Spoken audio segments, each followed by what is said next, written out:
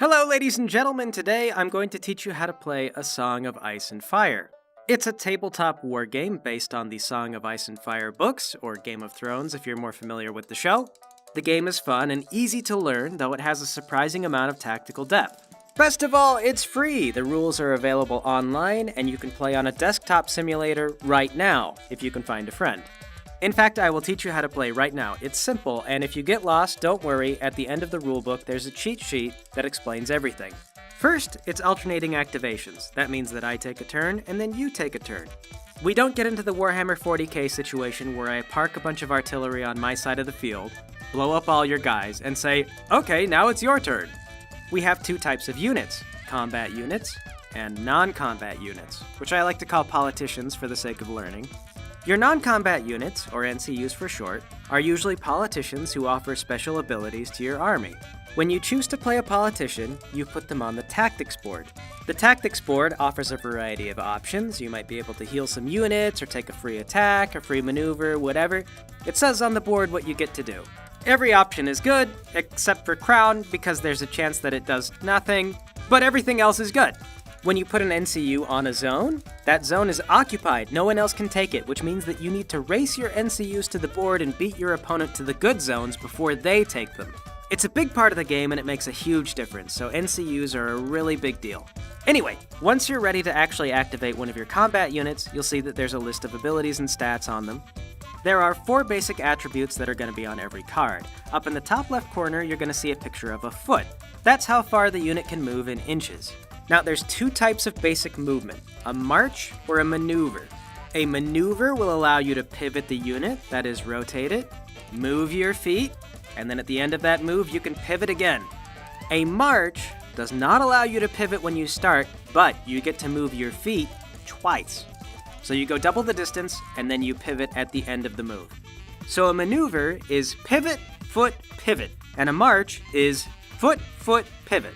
So see, there's 3 components in either, but they allow different types of movement. If you're lost, it's fine. Some people get lost here. It's on the cheat sheet.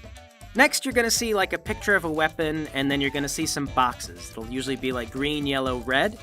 The green, yellow, and red boxes tell you how many dice that you roll when you make an attack. That's how many attacks you make.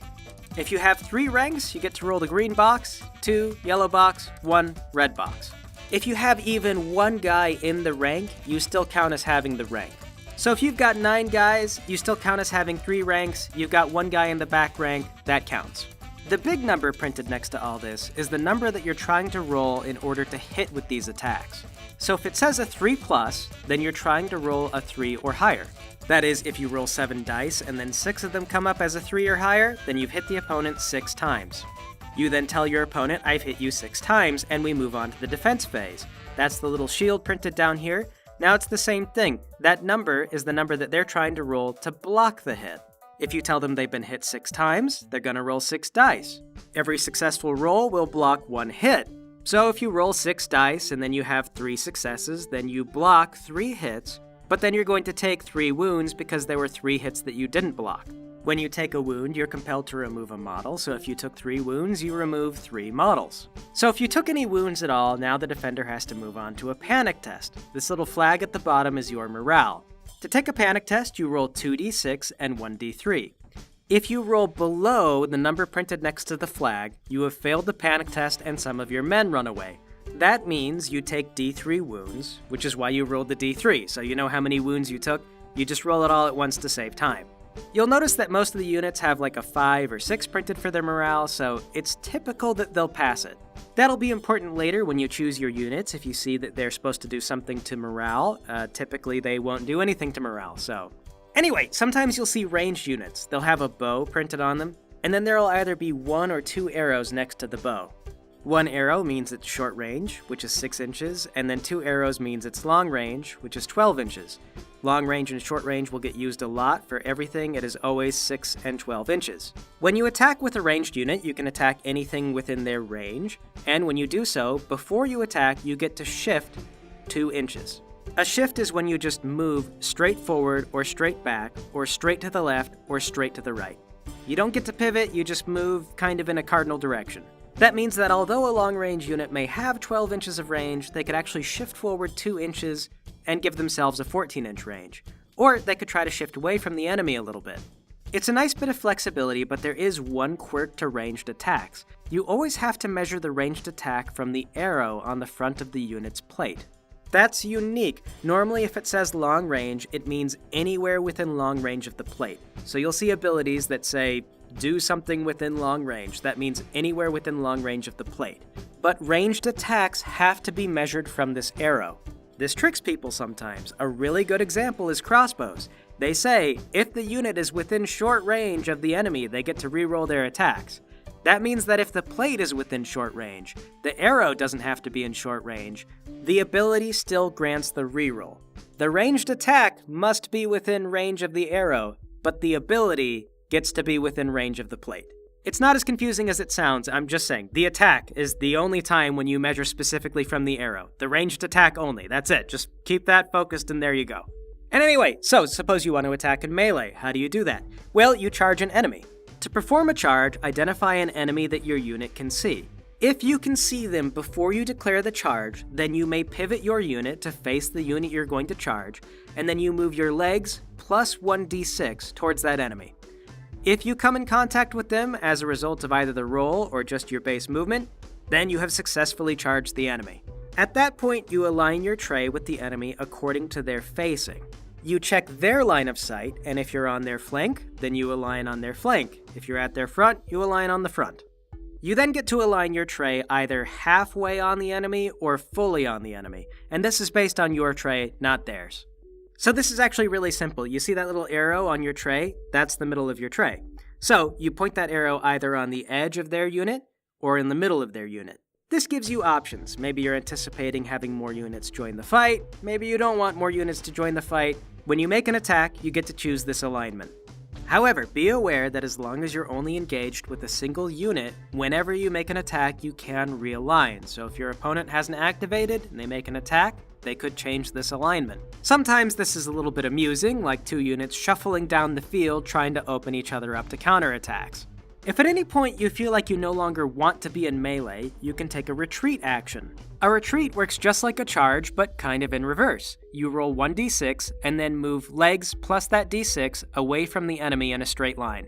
That is, you can't pivot, you have to move either left to right or forward or back. At the end of your retreat, you get to pivot. And if your enemy isn't engaged with anybody else, they also get to pivot. So you have to be strategic with this retreat or otherwise you'll set yourself up for a charge. Now, finally, if you kill an enemy with an attack action, you get to do what's called a surge forward, which is when you just take a maneuver after the kill. Only the unit that did the killing gets to surge forward. If you have multiple units engaged, then the unit that didn't do the killing just gets to pivot in place. This is really useful, especially for stuff like lance cavalry, because they may charge in, kill a unit, and then they get to surge away and prepare for the next charge. There is one final thing about charges. There's a bit of a quirk. Normally, if you make a successful charge, you're allowed to re-roll your attack dice, and you can choose which dice that you re-roll. So for every miss, you get to re-roll it and try again. But if you roll a 1 when you make your charge attempt, you're considered as disorderly. If you still make your charge and you're disorderly, you no longer get that re-roll, and you're not allowed to play tactics cards for the rest of that turn. That can be devastating. You don't really have any control over it, it just happens randomly, but be concerned about it. So speaking of, let's wrap everything up with an explanation of tactics cards, which are likely going to be the thing you struggle with the most when you first start playing, because you'll forget that you have them. Every faction gets a deck of cards. Typically this is going to be 7 cards and then 3 commander cards, and then you double it so you have a deck of 20 cards. At the start of each round, you draw up to 3 cards if you don't already have 3 cards, and then you can play those cards according to the conditions listed at the top of them, so they might say at the start of the turn or at the start of a round. For any given trigger, you can only play 1 tactics card or 1 order, and orders are abilities listed on the units. You'll know an order is an order because it'll have a picture of a horn next to it. You can only use an order 1 time per round. So if it's the start of the turn, and you have an order and a tactics card which both say you can play them at the start of the turn, then you get to choose one of them. You'll have to wait until the next turn to play the one that you didn't choose. Now this only applies to tactics cards and orders, so if you see abilities that say things like, when you attack and there's no horn next to it, you just get it every time you attack, and you can play your cards, it doesn't matter. This is probably the trickiest thing in the whole game, like easily people forgetting their cards, not remembering their orders. That's the one thing it takes the longest to learn. So don't feel bad if you don't remember this stuff right away or you get tripped up over it. Everybody does. In fact, it's also hard to remember some of your abilities, like you might have defensive things that are supposed to go off when the enemy attacks you, and then you forget, your enemy doesn't know you have it. It's part of the process. But anyway, those are the basics. That's kind of it.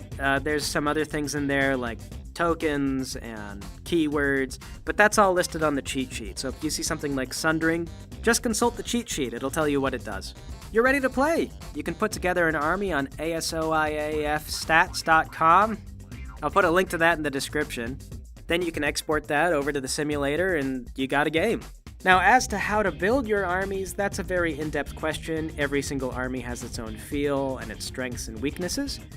But on a basic level, what you generally want to do is have one cavalry unit and one ranged unit, and then take 3 NCUs. After that, build up to 40 points to taste. 7 activations, that is 7 different units spread across combat and NCUs is typical, so you'll have 4 guys on the field and then 3 guys over in the political wing. We play on Saturdays on the Discord. If you're in the Discord, you want to join in, play with us. So, there it is. Hope you guys have a fantastic week, month, whatever, and catch you for another video.